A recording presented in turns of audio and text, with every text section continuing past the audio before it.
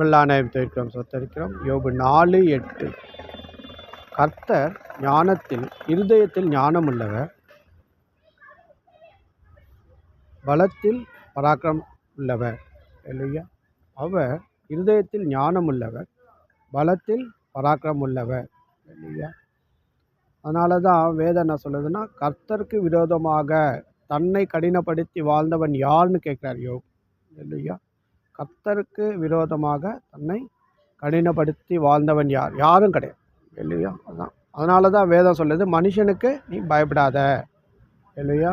மனுஷனை அவர் நினைப்பதற்கும் அவனை சோதிப்பதும் எம்மாத்திரம், மனுஷன் எம்மாத்திரம். அதனால் மனுஷனுக்கு பயப்படாதன்னு சொல்கிறது வேதம். ஏன்னா கர்த்தர் நான் உங்களுக்காக யுத்தம் செய்வேன்னு சொல்கிறார். அதனால தான் அவர் சொல்கிறார், நீ மனுஷனுக்கு பயப்படாத, மனுஷன் என்ன செய்வான் என்று சொல்லலாமேன்றார். இல்லையா? ஸோ ஒரு விசுவாச அறிக்கை விடும்போது பிசாசானவன் வெட்கப்பட்டு போவான். இல்லையா?